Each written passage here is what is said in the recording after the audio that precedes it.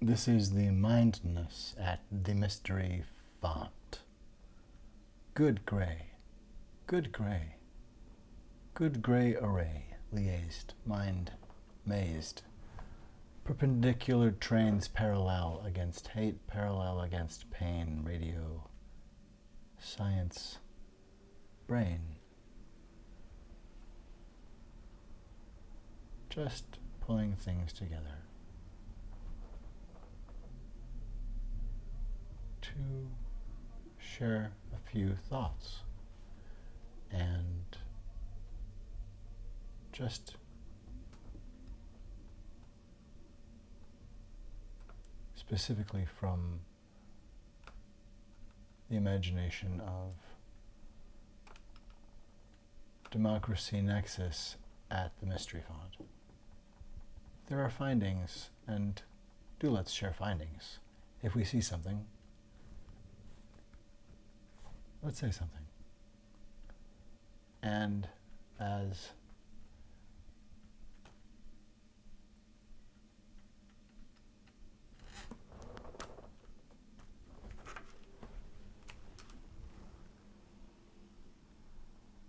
and warming up.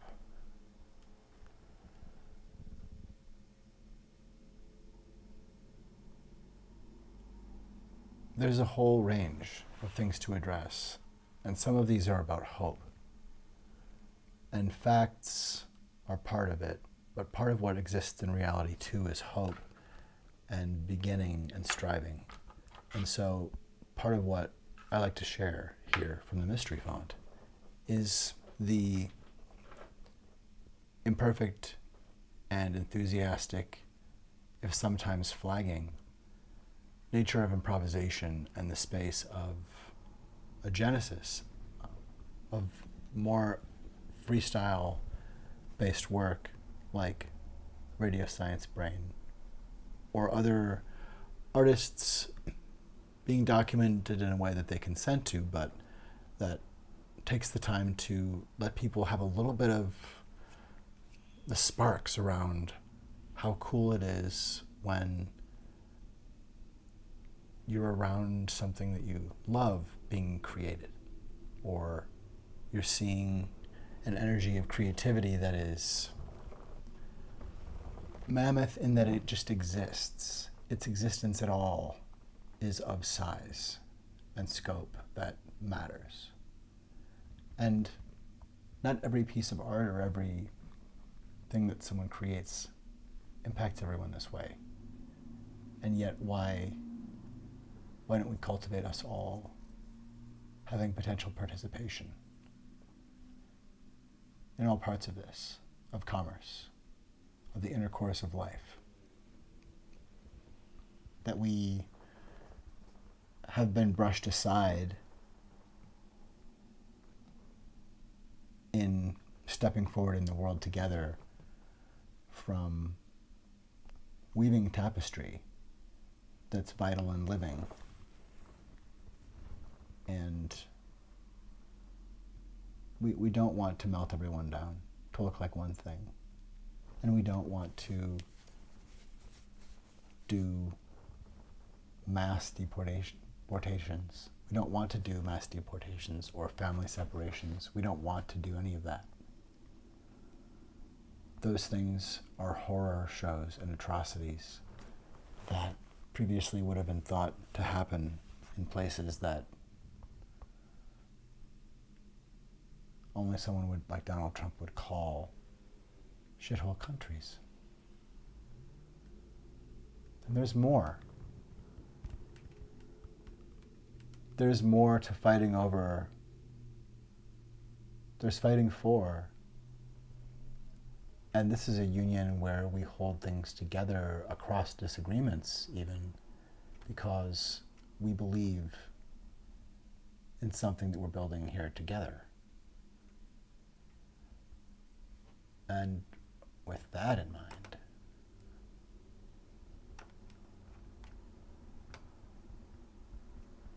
it is from the mindness at the Mystery Font something called Radio Science Brain. And this is about building a resonance of possibility.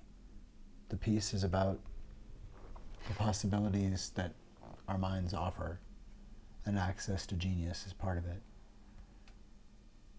And how potentially we are accessing thought through field, not merely through the hard drives that we somehow have or are. And all that that might open up, and does open up. It's a meditation on existence and the elation that we can produce in sustainable ways that charges life with wonder and reminds us that we're very, very fortunate to be here. And as part of celebrating potential and preparing self-talk and play and playing, it does talk about things that get in the way of celebration and discovery and learning and overcoming and playing. And so in order to do more of all of it successfully. And it has existed for, wow, it's existed for 13 years now. And it for sure has existed since before the 2016 election, I believe, that I finally turned it into a freestyle piece when I remembered the music and wanted to improvise lyrics to find and set the lyrics. And what soon became set was that the lyrics were not set. And they evolve and they repeat, but some things, who knows? Has it ever been safe to think that he wouldn't do that? Has that ever been safe?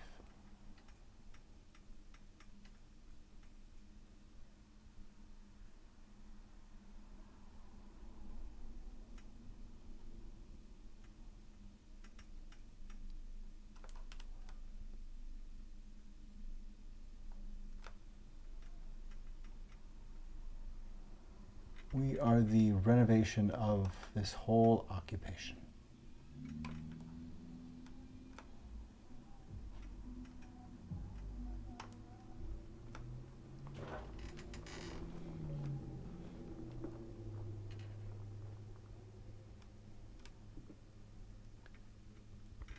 I would say we can find an appropriate juncture, I think right about here. Because, you know, essentially welcome and howdy and thank you, neighbor. And do recall, Donald Trump, Roger Stone, Stephen Miller, and Kevin Roberts remain at large. We are just about ready here for resonating and locating, arriving here in the space of this episode that is now unfolding.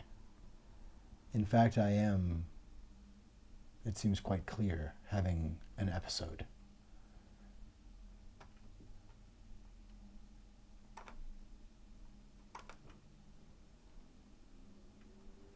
Indeed, this, it could be something else. It could be many things. It could be the Goat Escape. It could be the Goat Escape. It could be the greatest of all time escape. It could be the Goat Escape. It could be the greatest of all time escape. Huh.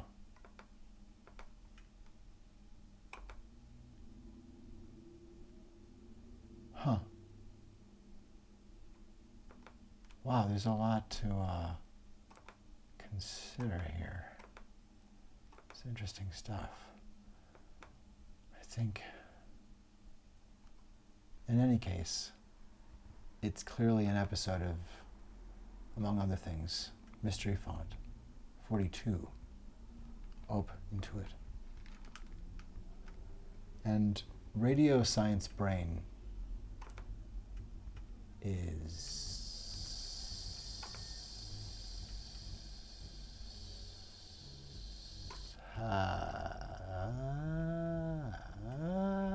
happening.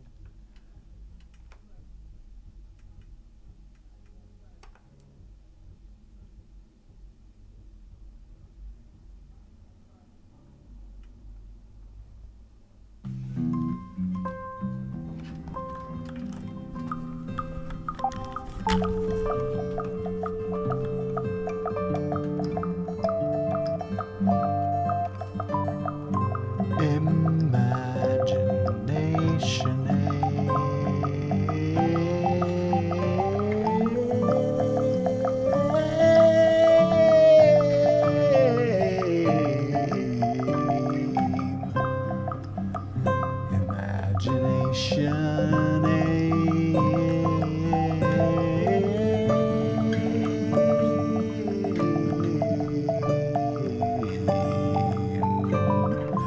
Imagine this is case.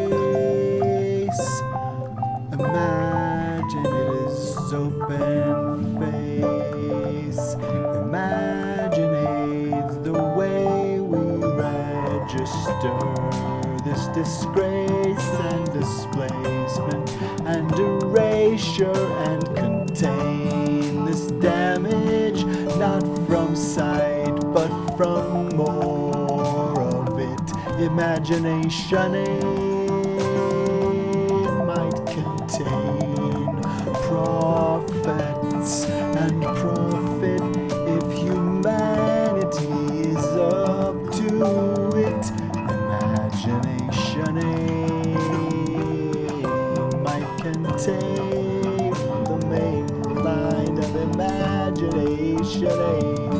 Radio science brain mind made this delay activate a whole plate of dismay, but we woke up today anyway. Imagine we can break hate's display. Imagination can contain hate's erasure. Charlie Kirk's displacement is hip displacer. This bigot, this racist, this mouth that is open without respect for the power of speaking. Charlie Kirk, you're leaking. Charlie Kirk, you're weaking. You're no king. You're brinking kneeling to your own flaw, to the tragic cause of pawing after the fall of a lie you were taught. You are the falsehood, your hood is not love's campaign. Charlie Kirk, imagine life's not pain. Mindness made this today. To this mind I wake way. Emancipate the mindness made. Mind this way I activate the main line. Would you wait for it or be its own advocate? Without delay you are a taker, making the way we see you today. Or don't breathe the word, you're racist, and word updates and displays of hate.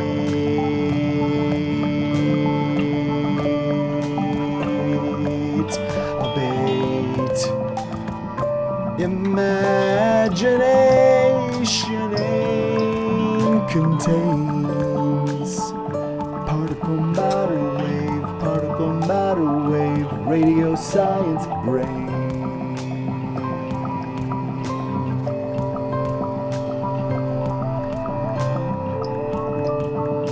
Mindness made minding this way. this main patriot dime and expatriate of hate. Now we are on the same page, or you can update. Imagination aim. Can cancer contain? I'll contain your cancer. Your cancer was never the answer. Charlie, Tiny Kirk dancer, your insane displays of hate have no way to go away. Get therapy, you are trying to pray. Be play, or you'll be game today in a way that you would not expect, because play updates. It is vibrant, it's anti-violent, and it's playing mind may be game today. Be not prey to being prey, or being a predator today. The mindness would wake from Charlie Kirk's hate blaze. They lynch my brain, syndrome breakers keep breaking the syndrome into common space. But we see MTG's hate braid, and its smoke blocks away. No Charlie Kirk, no Stephen Miller, you can be done today. I think that's where I'm all right with sending that right now. That was Stepping Through Radio Science Brain. This is the Mystery Font in Minneapolis, Minnesota. And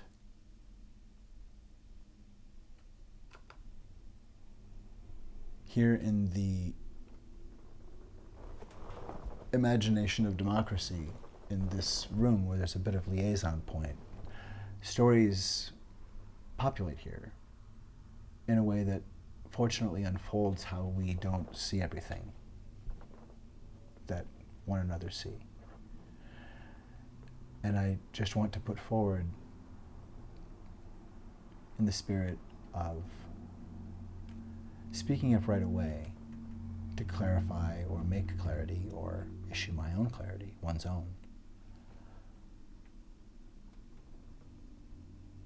It's about the Mulligan MacGuffin, or the MacGuffin Mulligan, whatever it is in popular culture that we now use to describe this famed character of fable and fabled character of fame, and infamous character of infability.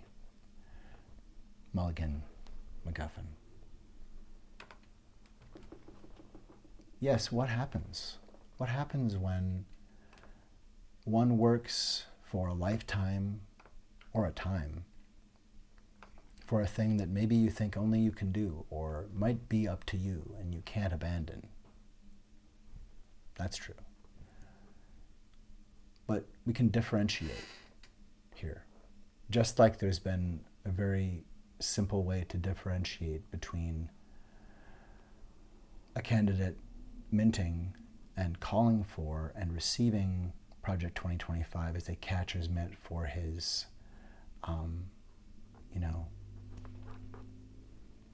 bully pulpit.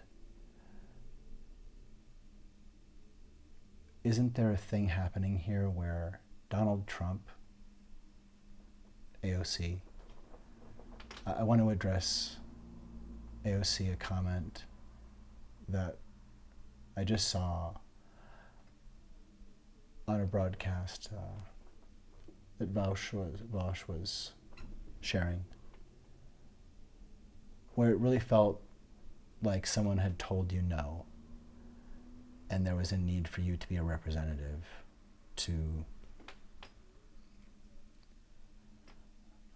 put a public face on where things stand for you and people that you feel the need to speak for. And unfortunately, just to let you know, what feels like deep condescension and an unwillingness, a real stubbornness to look at, or a lack of awareness about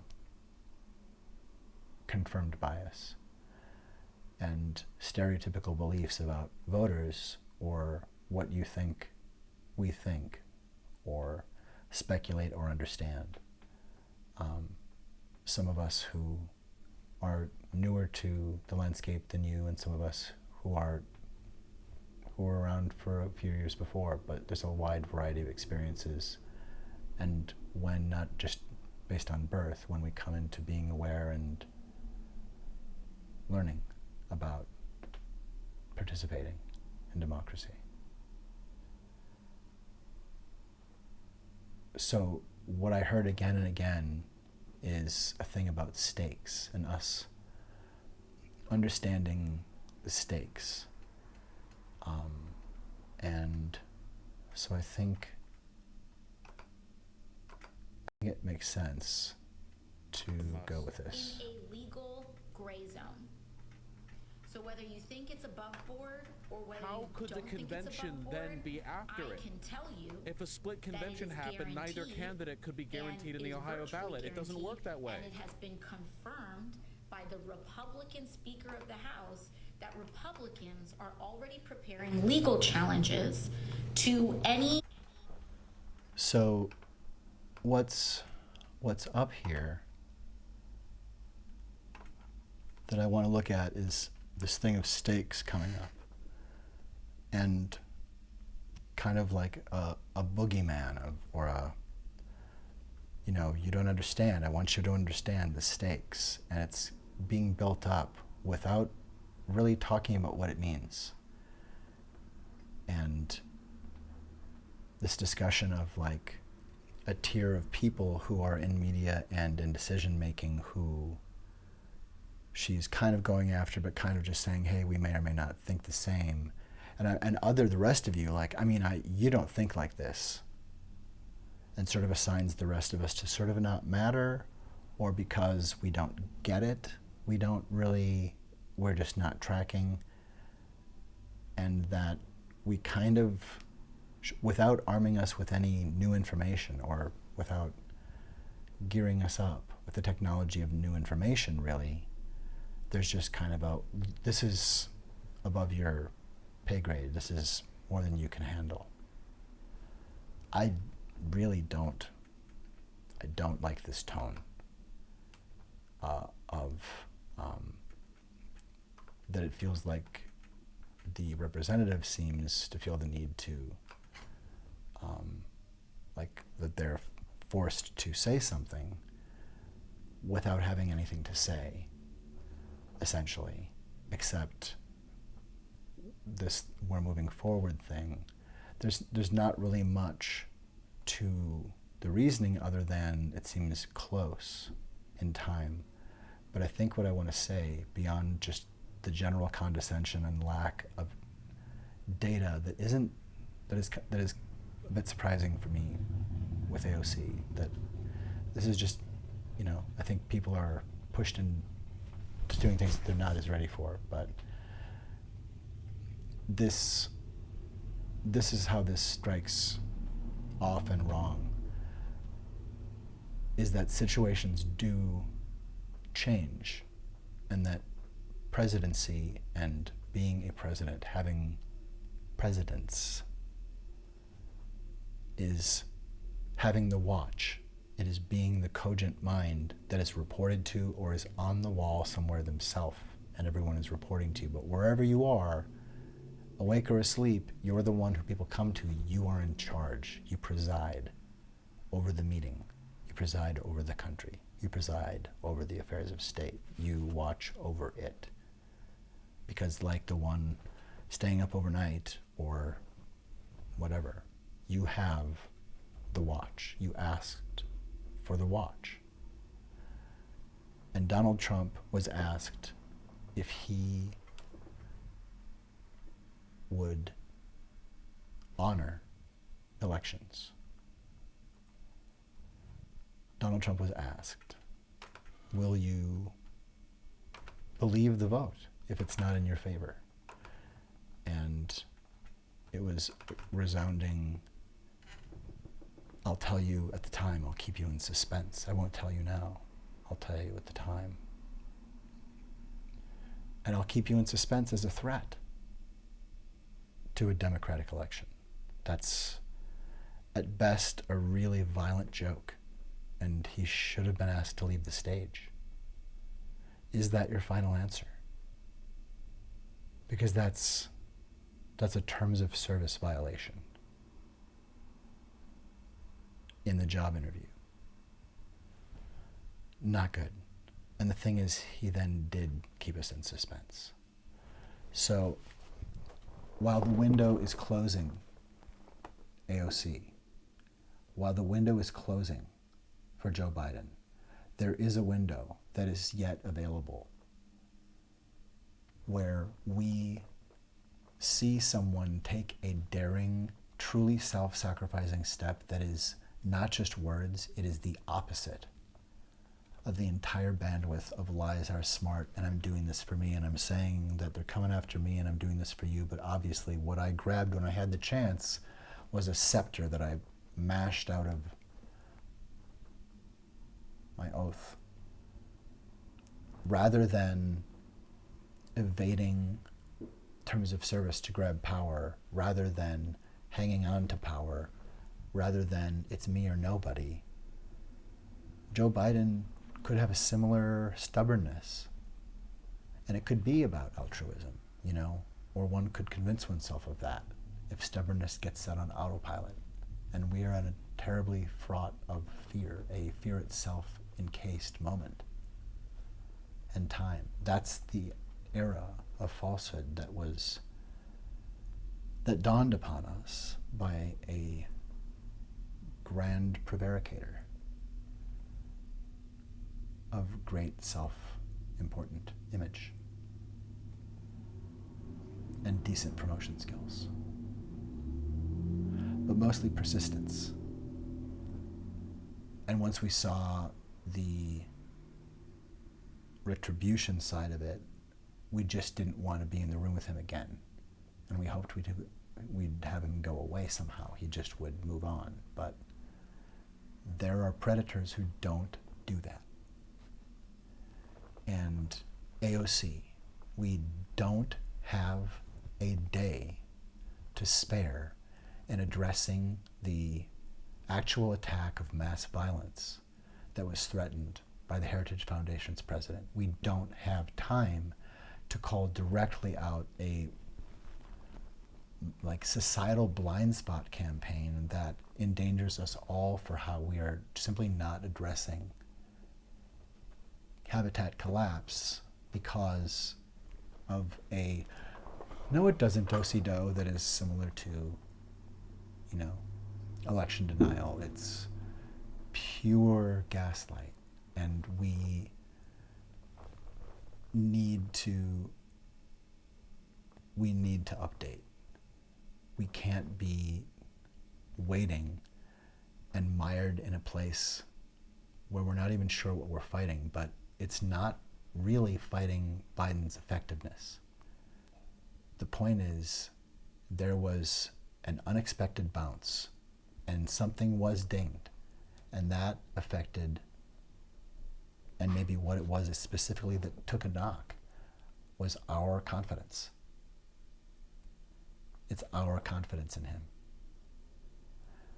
And it has a lot to do with corruption in the media and fear that has instilled a coerced, strange melange of, it's difficult.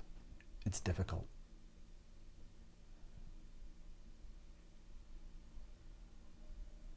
I believe he could do another term. I also believe he will be trying to figure out, where do I do push-ups in public enough, and how do I do this? Like, this is not what anyone should have to deal with right now. But the Marjorie Taylor Greene bandwidth of more and more people who are being called together is going to preempt every positive thing that can be done with total nonsense, with let's shine light under the skin and squirt bleach in our veins nonsense. And the point is, a leader who deserves to be the president knows how not to miss something like this. That it's not about him, and that him solving a situation like this differently than Donald Trump, not superficially but really, could break the game if it had a lens upon it. And this does, because his choice to pass on a torch, while it's still a move that's daring and not forced upon him, but while it is a move of sacrifice, is something that is not being foisted upon him except by its necessity, because of this break in confidence. We can't suddenly repair the state of media meltdown and entrenchment of things like white supremacy and patriarchal terrorism at Twixter, or whatever you want to call Twitter when it's crossed out. And atrophying into a Nazi wasteland.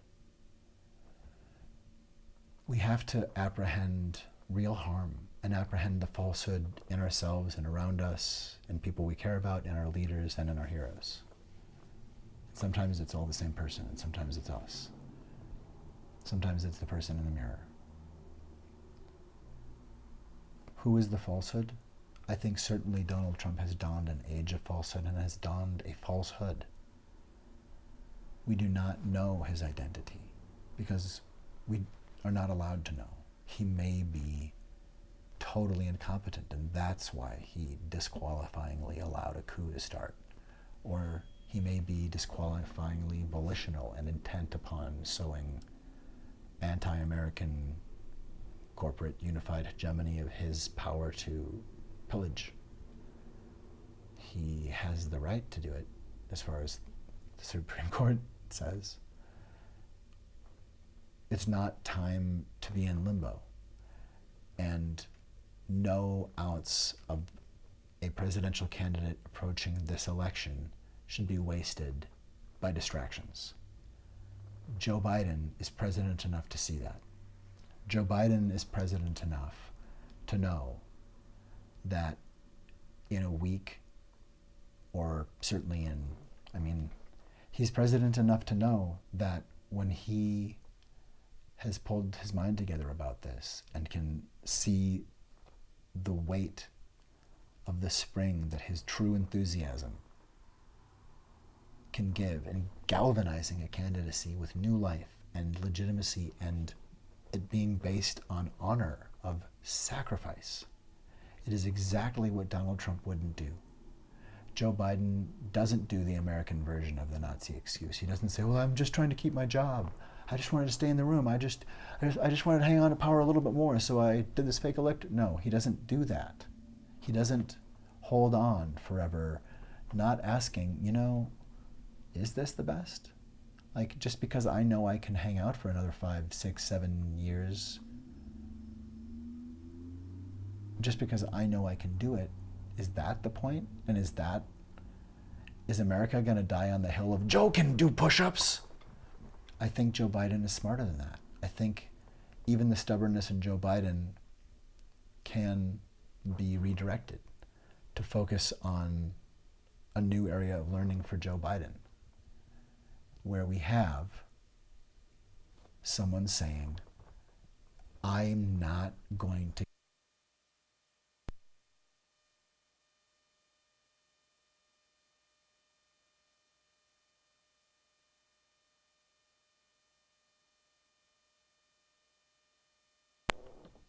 where we have someone saying, I'm not going to get to blow out the candles. Where Joe Biden has, he's a human being, had ambition, and has done some positive things, and has been, I believe, can be a link that sustains democracy, that we are voting in this election to sustain democratic elections in this constitutional, democratically elected republic. We have work to do. And I think Joe Biden can see that him creating that self-sacrifice, and frankly that incredibly savvy move of realizing, you know what, I'm not leaking, but it looks like I am, and I can't repair that. Like, I can't repair that weird thing they're going to do what they're going to do on TMZ, and we don't have time. So we can relieve Biden of a lot of unreasonable and unfair scrutiny by allowing him to be the mentor that, if Kamala wants to call upon him or have him there on staff as a moonshot mentor, Biden declares himself moonshot mentor 1, and he takes on a task, whether assigned by the president at her pleasure or something that Biden's like, I know we needed this and I couldn't even get it going, or I've been held back because I had to do everything else. But there's no one more competent than Kamala Harris, and handing off to her 4 years earlier than I had anticipated is kind of a dream come true, because she's ready for this. And I could do it. I could knock it out of the park, but she will devour this, and you'll be proud of her, and you're not worried like you're worried about me. And I love you guys. I love this country.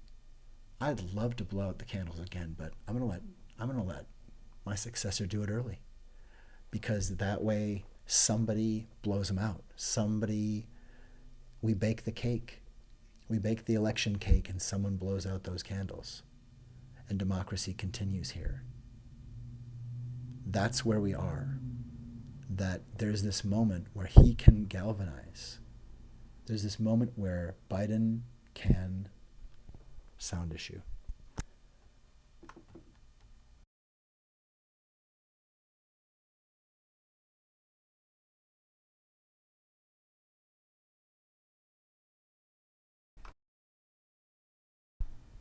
There's this moment now that will leave. And when it's gone,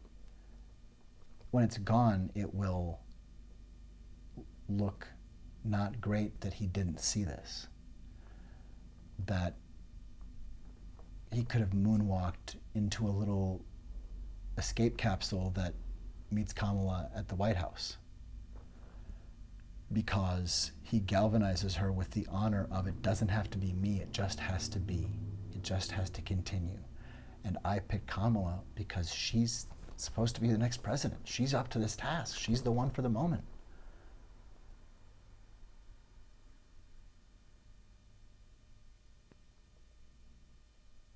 Because I don't hear AOC in this piece.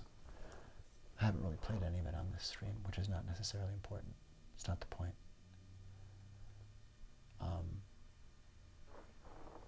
I suppose it's not bad to pull it up.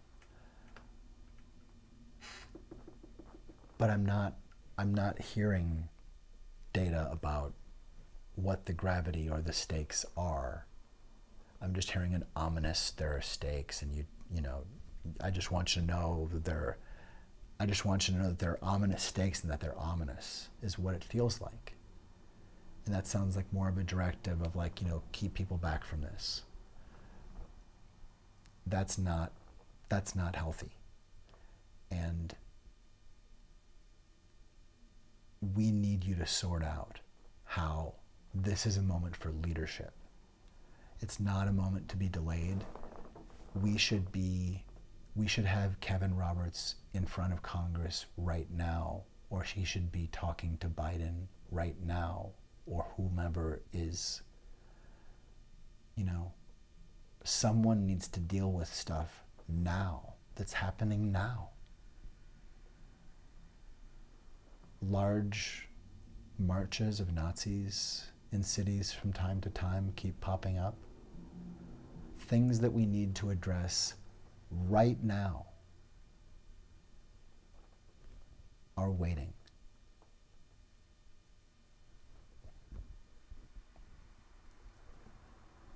So if the point is that Xavier or Yoda has a team and there's a sorting out of how we foster this grand, brilliant, older and still vibrant and vital, and it takes a minute once in a while, but like this dude is ready for the task and he's assembled a team and you've refitted and here we go. We would need to see that. That's what we need to see as formidable. We know the stakes are formidable. It doesn't sound like you know the stakes are formidable. Because if you're not taking seriously the dearth of confidence in what was damaged or what was, the trauma in that moment of, in a moment when fascism is working to get us in a bandwidth of fight or flight, of trigger space, so that we're worried about stuff, so that we're afraid and that stuff is about to be a fight. We need to be led, not to be told that someone is able to lead soon. But now they're just answering questions about how they're not really old, but they're not. It's not a moment. It's not a moment for it. We don't have time for it. And the president knows it. And so, unless the new array rises into the air from White House mansion and it's like, okay, Professor Biden Xavier, I guess he's just in Cerebro and he's just communicating from there for a while. Like, do what you need to do, but it feels like the competency that Biden needs to be the one to win and to govern would have him talking about exactly what I'm saying. That this holds the Mulligan MacGuffin. This holds him taking a mulligan that he does not want. And that AOC is why it works. And why it's devastatingly silly to not entertain it. And to weigh what are the stakes if this confidence or break in confidence that seems to be significant is, or what you are basing on, that the only shift that's real is in a sector that you want to focus on. It seems dangerous.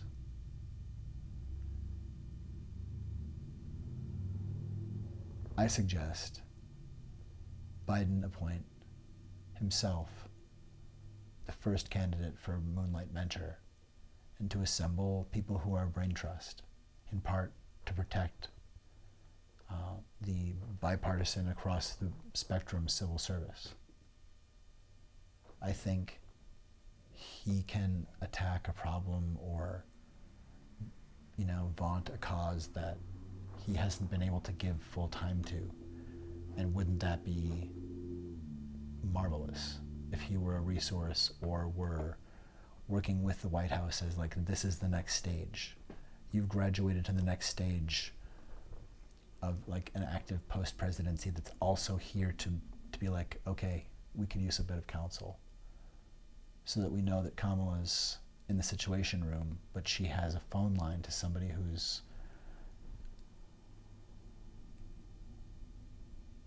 shown that America is more important than him, and has shown that he will not let hubris get in the way of the safety of America. That's indispensable, and there's no speech that can replace saying, I don't get to blow out the candles this time, it's somebody else. And what if I failed to recognize that this confidence is hurt? Or at least failed to assure that I'm, failed to assure that my sense this isn't a big deal is right. I mean, this looks like someone who doesn't recognize that they lost a battle they didn't realize was fought. It's not about can he do push-ups or maintain a schedule. It is about a media moment where, however it happened, the bad bounce made us go, and taking it personally is how the ship goes down with the president, and that's the presidency going down with the president. That's the democracy going down with the president. So here, I encourage, unless this new refit, retooled Biden administration is ready to rock, it needs to be ready to do the most daring thing in supporting the most daring move a president could make. Someone who, you gotta have an ego to want to do this. You gotta believe that you are the one or the one.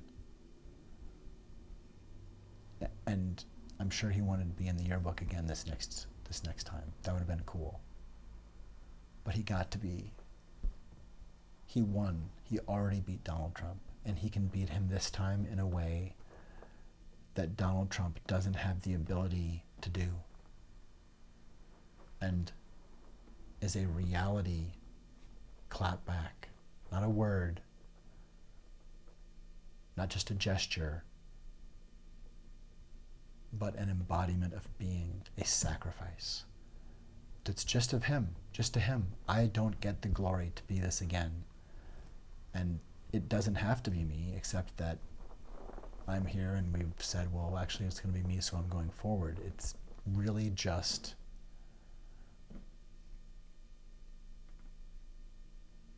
if nothing else, a president as smart as Biden, a president as smart as anyone who should be president or effective, whatever, you'd know that this is not capital to squander if it is appropriate. You'd know that there's no way to demonstrate to the voters that,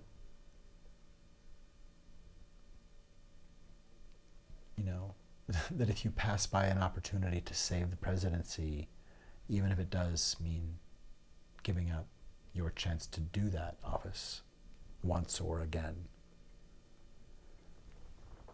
if you show up in that moment and say, I don't want this mulligan, but I'm going to take it because I literally get to go doink. There you go, Kamala. Do it. And we'll never forget it.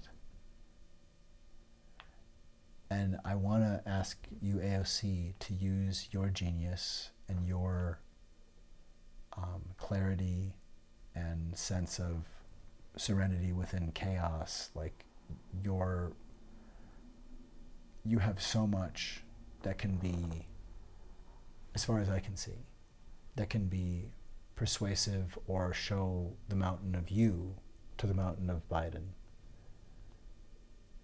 To stand in who you are, and I hope that that can be someone who is looking at this and saying, unless we actually see the path forward, which I think it does need to, it can't be preparing for November. It has to be taking it on now. I think we have to take on the Heritage Foundation right now. legally, in America First Legal, I think Stephen Miller needs to be arrested, probably, or charged, or brought before a committee to ask just exactly what all of this really sick reverse racism, well, again, it's the projectionist aspect of it. It's lawfare. Really violent, aggressive stuff being done by Stephen Miller and the crew of Project 2025. We can't afford to just relinquish it. So I just wanted to offer that we have an opportunity that will evaporate fairly quickly, and that a president savvy and daring and courageous and humble and pro-democracy enough to say, you know what, man, you do it. They don't, hey, I don't have the riz at this moment. I'm not going to be able to look myself in the face if I don't pass this torch on. We need this leadership. We need this direction now, because part of what happened in the debate was just seeing what looks like competence, even if it's mean and cruel. And people who are being destabilized may forget who is doing the destabilizing, and may forget that, well, essentially all of this fear, and it's all essentially coming from Trump and his crew prevaricating and causing a hokum fog. Like, we've been in an abusive relationship with him for 8 years now. Truly. And it's devastating. I think we all have traumatic brain injuries, not just from COVID, but literally from an abusive relationship that each of us has a version of with Donald Trump and this band of Confederate and corporate thugs and raiders.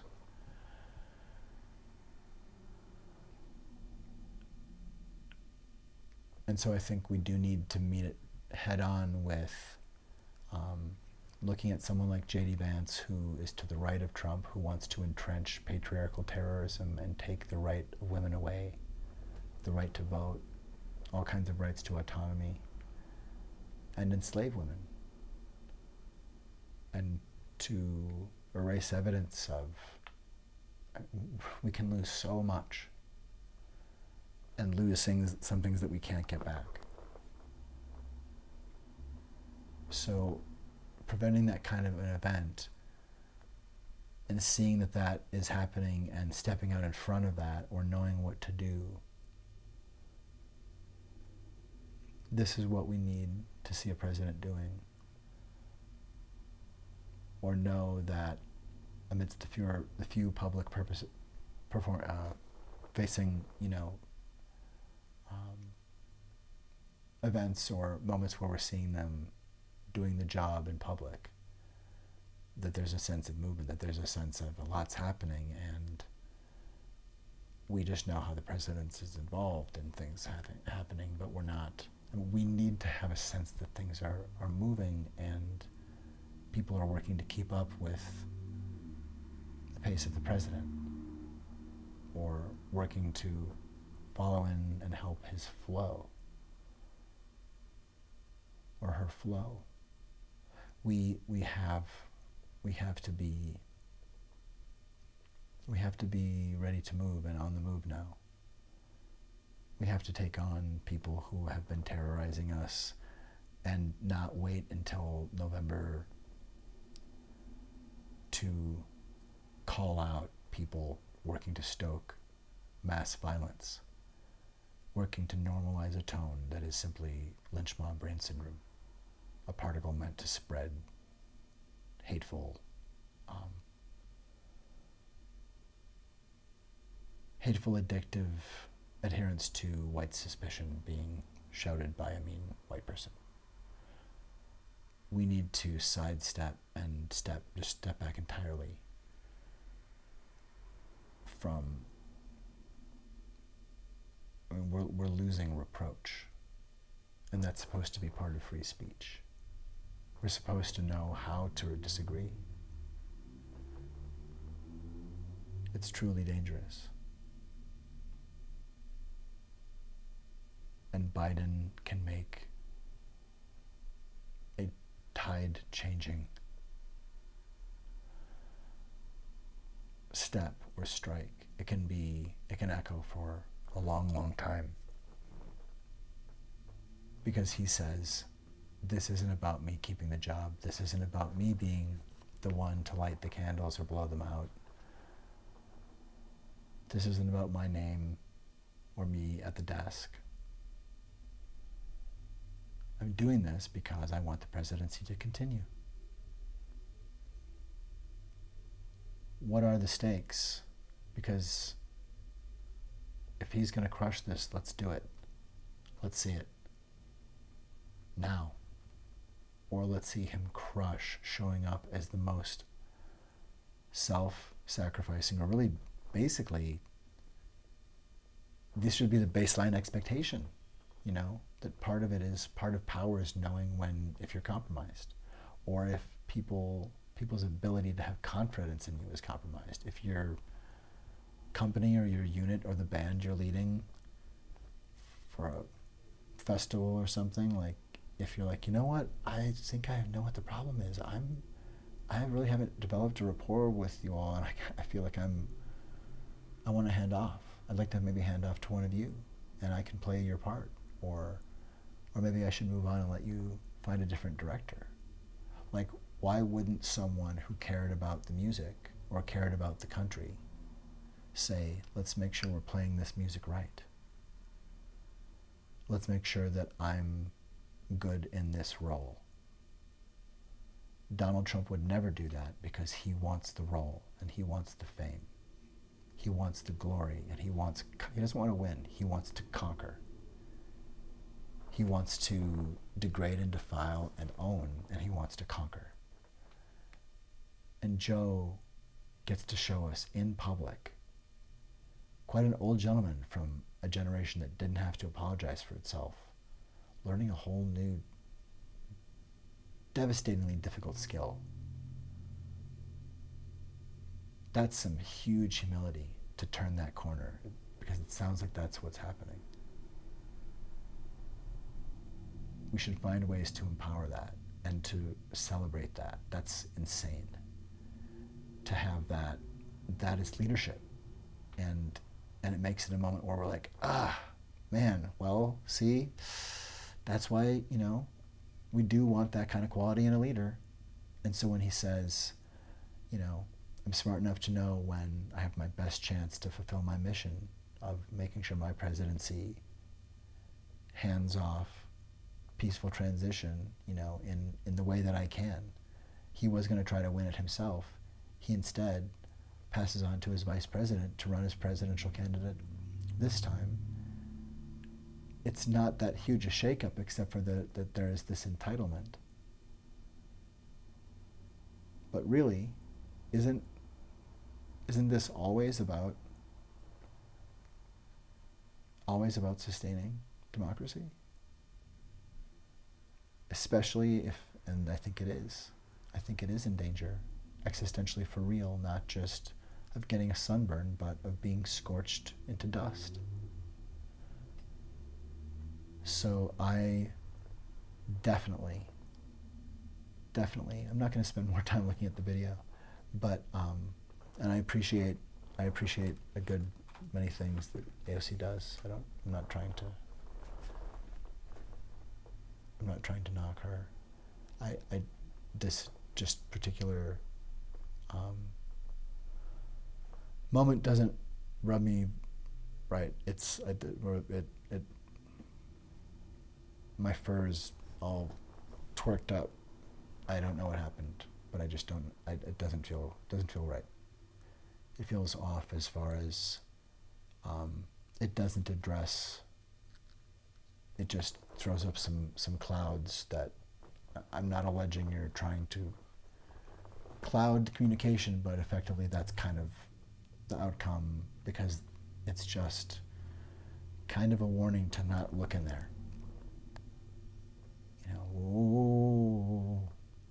And if that prevents us from seeing that right now people can be amazed and inspired by self-sacrifice that Donald Trump doesn't have in any speck of a toenail in him, that Joe shows what leadership is about. And instead of saying, oh, did you hear what he said? Or did you hear what Trump said?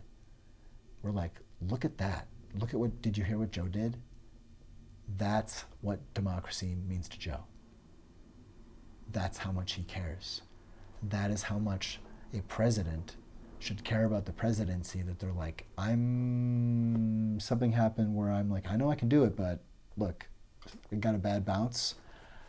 I'm going to let somebody who has the confidence that we need people to have right now in the candidate, it's time. I'm taking the mulligan and passing on the MacGuffin. This is happening now. Because Kamala's ready. She's great. And man, I get to give this speech 4 years early. My voice will be better now than it is in 4 years. I can tell you that. Let's do it. Let it be moonshot mentor Biden. What will he take on? What will he do? And AOC, how can you be a leader, provoking a sense that there might be a way to lead here that he is not seeing if he, for some reason, isn't? It sounds like there's a turn already happening. But hopefully any of us who are offering thoughts can help add to the language or help keep us all honest. The conversation should be happening, and as much communication apparatus as there is, I think it's about how and what any of this is absorbed through or by. Is there accountability left? Or is it essentially, in a way, as you said, that there's just kind of a layer of a certain amount of people and what the rest of us are thinking kind of doesn't really matter and we don't know the stakes? It does sound pretty gross. I'm not trying to mischaracterize your take here. However, it does need more seriousness, and rather than naming vague boogeymen of stakes, like, talk about what those things are, or help us overcome them, or both. And look at why something as brilliant as when you get hit on the field and you're like, maybe I'm not going to make it over the line. Well, you know what, why don't I patch up here and I'm going to pass on this thing and you can get across the line and hopefully I think I can survive. But if I can't, I'm not going to make it the rest of the way. You guys go on. I don't have to plant the flag over there. You go on. Like sometimes, and if not now, when? Sometimes it's more important. And it should be more important to the president that the presidency continues. It's the whole crux. Donald Trump didn't listen. This is what it is, AOC. This is why he needs to take the mulligan MacGuffin. Donald Trump was asked if he would leave when we wanted him to. He was asked if we would be believed when we said, this is our vote. And if we said no, that he would walk away. That if we said, actually, we'd like you to leave now, he would say, okay, I'll go. He was asked that, and he said, I'll tell you then. I'm not going to tell you now. I'll tell you at the time. I'll keep you in suspense. And we have the opportunity now where Joe Biden can be someone who says, actually, I'm not going to keep you in suspense, and who doesn't do what Trump did and try to hold on to power when people are telling him, actually, we think somebody else. We're saying somebody else. Or we're saying there's confidence here that needs to be repaired, and we're not hearing that be repaired, or we're not seeing action that lets us say, like, oh, you got stuff handled. And so the lack of action that is going to start to register in the next week or so can be prevented, where it's like people are actually a bit surprised, and again, perceive a moment of daring that is respectable and packed with humility and maturity of restraint and honor. Just honor, absolutely honor, virtue. Not a signal, but like a broadcast, a signal of like the sound of it itself. I'm not saying I'd be willing to, but I do. And we're like, what? Did you hear Joe Biden did the thinkable, but only he, it seems, would do?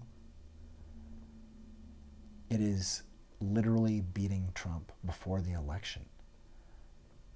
And it galvanizes Kamala and her pick by being handed off to by someone who wasn't in it for him, but decided and remembered, even amidst all this yuck, he was like, Joe Biden can say, I choose democracy at all over democracy with me on the cake. Let's make sure it's here for everybody. I'm fortunate to have had your confidence, and I'm not going to waste time asking for it, to restart my audition process for viability as a candidate. I am getting out of the way, grateful that I've been able to come this far, and incredibly grateful that I can hand this off to the next president of the United States. What's wrong with that? I don't see what's wrong with that, because I do see Kamala as a very viable candidate indeed. I don't see what's wrong with it. I think the thing that stands in the way is Biden recognizing it and getting over the big feelings so that he can truly not just put a nice tone on whatever words are given, but actually own, like, oh, they're never going to see this coming. We're planting a forest where they thought we were building a mine shaft. And when we finally come around the corner 10 years later, we're like, what are all these little knee heights? What I thought you were? And we're like, yeah, this is going to be digesting 1 million tons of, CO2, blah, blah, blah, blah, in 30 years' time. We can do it. What's needed to be done. And maybe what I'm proposing isn't what's needed. But we do need our presidential candidate ready to take on Project 2025 today. Today. Absolutely right now. And not assailable as to, is there somebody waiting in the wings to take over for you when you trip over an envelope on the ground, sir? Because those aren't respectful questions. And Joe Biden shouldn't be dignifying like that nonsense. You don't have to run marathons to be president. But you do have to be able to perceive when, what you want to be the thing you're striving and showing, and next week I'm going to show you I can do 20 push-ups or whatever. I've done all these hours, I'm doing so many events. The point is, you're not listening to us. Donald Trump wouldn't listen to us and say, oh, you don't want me here. And Joe Biden is in danger of doing that, of doing his own version of not listening to us. That we are saying our trust has been ruptured by what we don't understand and what seems like,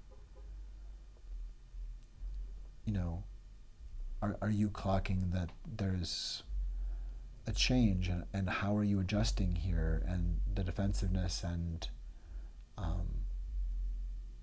a lack of urgency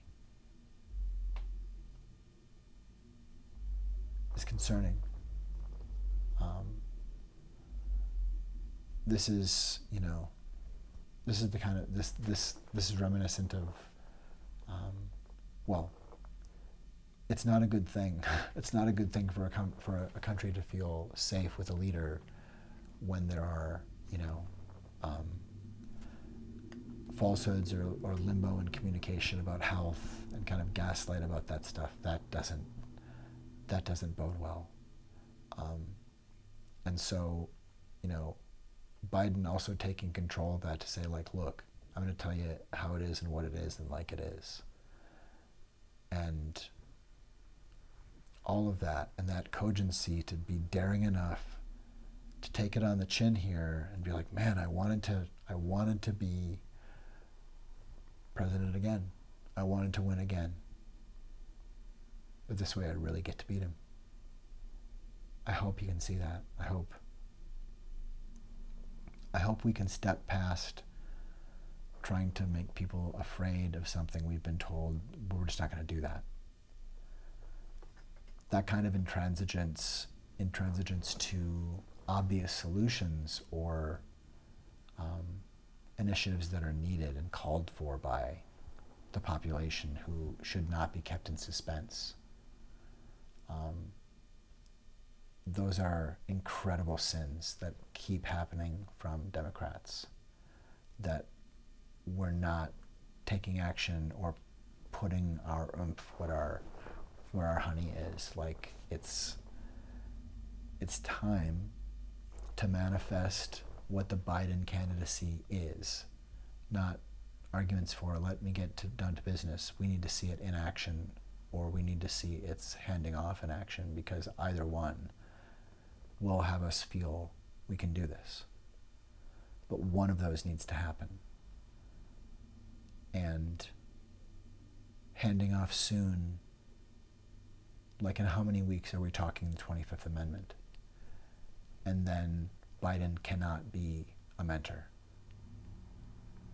but someone who has beat hubris itself at a moment who wouldn't want to be a hero who wins again. He's like, I don't need the glory. I just need Old Glory on the flagpole. That's for everybody. If that's not there, what did I try to win at all? Who cares how many push-ups I can do? Who cares if my voice is strong? Who cares if I said we beat Medicare or we beat the challenge of funding Medicare? Who cares? If women are enslaved because I said, no, wait, let me prove to it. Come on, hey, come on. Prove to us, help us, AOC, and prove to us, Joe, that you're the president, because the president would know there needs to be a change, whether it is the emergence of the you that's ready, or the you that's ready to see it's time for the most presidential thing you can do right now, and that's anointing a galvanized new candidate. Entirely galvanized, well, as to your ability, galvanized with everything you've got at this moment of the honor that shows and bestows and prioritizes. That you say, America is worth more than it being me who does this. America. And Kamala, I believe in her. I'm excited. I was sad, but you know what? I'm going to be a big boy. Do you know what it means that I get to hand off to Kamala? Do you know what that means to me? How could I be such a fool? How could I be such a fool to help American democracy continue? That's not a servant. If all I'm guarding is my ego, that's not what I call guardian. That's what I call a sycophant to oneself and one's fantasy of what power is supposed to be. But power is supposed to protect. And so I'm going to use this power to take the presidency away from myself and give it back to America to keep it going. You got this, Kamala. I love you. I believe in you. You're a great vice president, and you'll be a better president than me. Go get him. And we won't forget it. We won't forget it, but we definitely won't forget, we won't forget the sadness if there's like huge decline or embarrassment or, with the kind of violence and stuff that's going on. I mean, what if Trump attacks him? What if Trump challenges Joe to a duel on stage and starts hitting him in the face? Because part of what we're dealing with here is we can beat you up. That's part of why J.D. Vance is on the ticket. He's kind of a short stack, I guess, but with gender affirming lifts, he looks pretty big, and he definitely is mean. He's definitely cruel. And so this bandwidth of within being destabilized by all kinds of stuff, that someone just who sounds confident, it's like, well, he sounds like he knows what he's talking about. At least he's not lost, or at least he's not. That's really serious. And so we need Joe to be a voice that lets us say, like, oh damn, that was a bad cold. Like, man, like, yes, please, Yoda, do it. We believe in you. Assemble the team. We need to be saying that to ourselves. Or we need to be saying, can you believe he did it? That's what democracy meant to Joe. He wasn't kidding, man. He was willing to hand off. He just needed to be done right. Wow, that's what democracy means to Joe Biden. Because we won't say that really from pretty much anything that one would say, especially if we're seeing him risk something by not realizing it's about our ability to have confidence rather than whether or not he has the ability to keep going. He can take this moment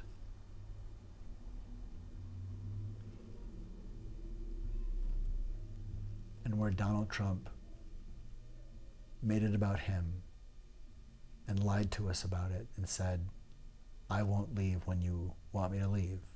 I'll leave whenever I want to. I'll stay when I want to. I'll keep you in suspense.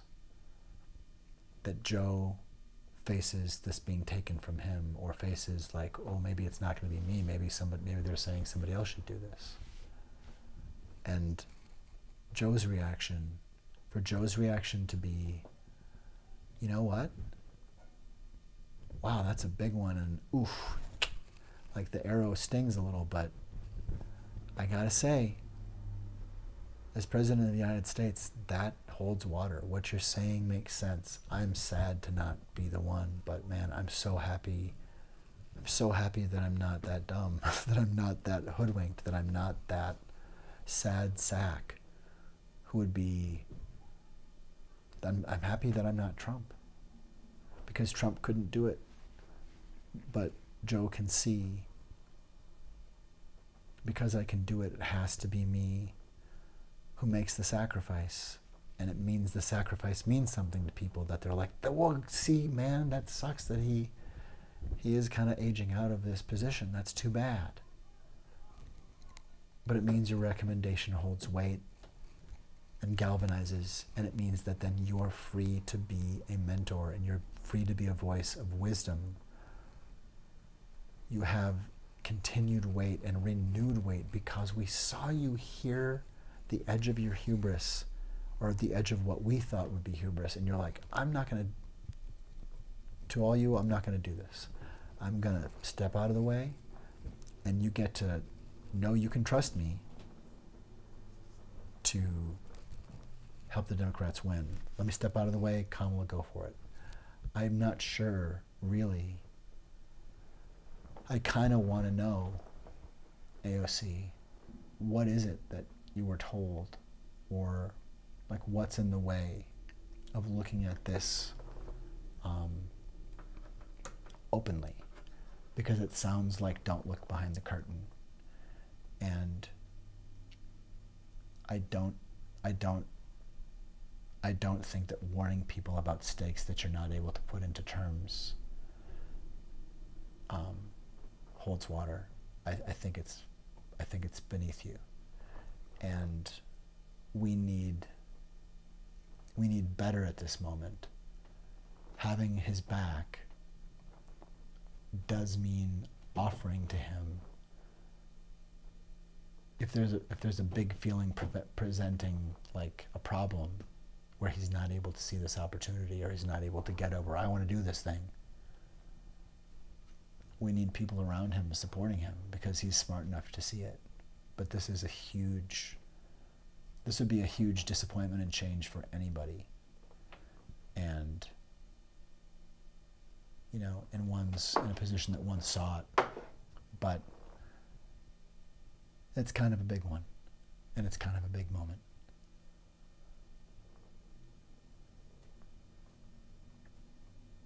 The thing about doubt is if you're not able to look at it, that's the bad sign. You know, like with religious trauma, we see it, right? Like, it's not that, once you start to look at some doubt and like kind of figuring it out or asking questions, it's not like, oh, well, we lost him now. Faith or belief, like examining and being able to embrace and hold doubt and let it be ongoing in terms of conversation and understanding, like this is nuance we need to be able to have. We have to stand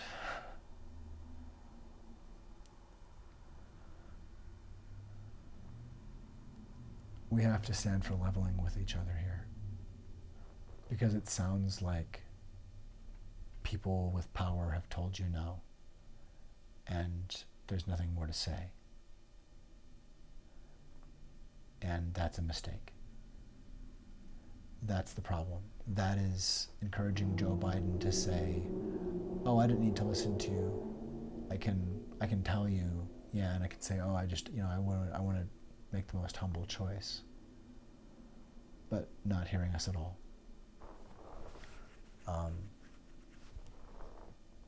And going into an election, this is the one huge chance that hopefully, in a way different from how he's handled Gaza, he can differentiate himself from fascists. That he can act differently than Donald Trump. He can act differently than a greedy, criminal, and terroristic fascist. That instead of Donald Trump's method of I'm going to seize power and lie and cheat and steal and hold it and just stay and engage the military on my behalf and do a coup, that instead of that, Biden says, America is more important than me being the president, and I can pass on the presidency, the candidacy for Kamala to win. And us hearing the reports that it was done. Not that he floated the thought, or someone said, he mentioned he thought about before he realized he was going to stay in the race. Maybe he can do it, maybe not. Maybe it doesn't matter. Maybe what matters is confidence and a president listening. And that instead of saying, you're going to keep us in suspense, you adhere to the terms of service. And that if there's a weird bounce and you suddenly are wearing egg on your face in a way that people are uncomfortable with, as silly as it is, or may seem and unfair, if it's a problem and voters are saying it's a problem, it's a problem. And this kind of gaslight AOC that there's not a problem and that there's just the stuff you don't understand, and if you only understand it, so you need to understand the stakes and you just don't understand, and if you need to understand the stakes that are so ominous, and if you just don't understand the stakes, then you just don't understand the stakes, and I just really want you to understand the stakes. That's what it feels like with this. And you're better than this. And so is Joe Biden. We need him to step up, or step up for the moment, to do the presidential thing, waiting to step down, so that he can be of use as a mentor, so that he is not anything but an asset. Please consider, because we have been in an abusive relationship for 8 years, AOC, with Donald Trump, and we cannot let it continue.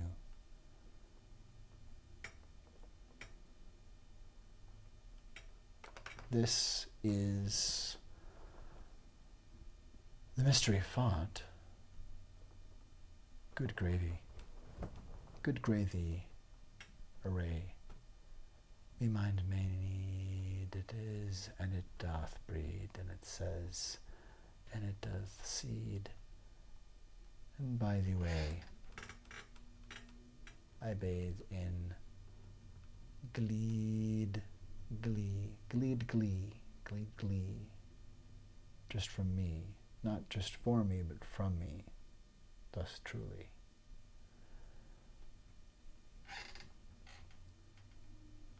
Well, good gray indeed. Yes, we are in an abusive relationship with the falsehood.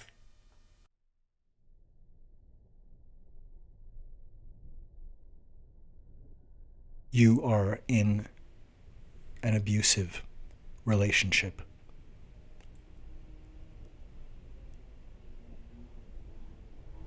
Shocking boundary violations are one common grooming tactic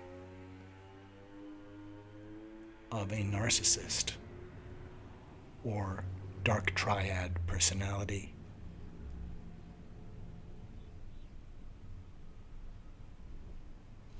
If someone in your life points into a camera knowing you'll be looking at the view screen and pulls their finger like a trigger, looking into your eyes, saying, I could shoot someone in the street and not lose anyone, it is a good indicator of a bad situation. You are in an abusive relationship.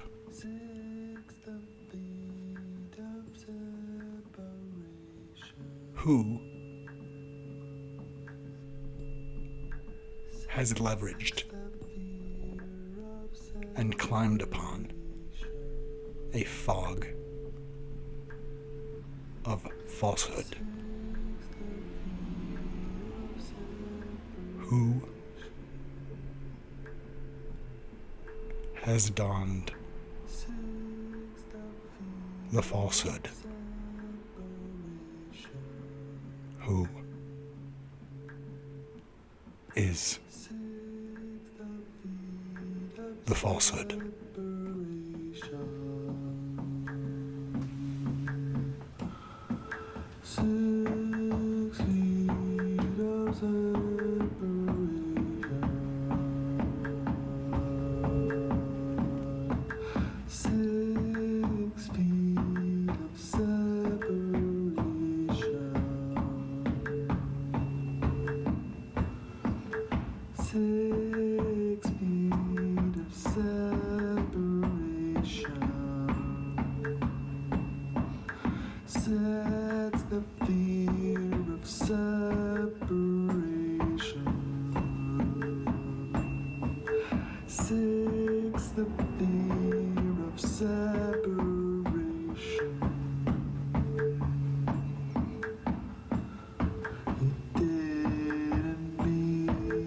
Cause a panic.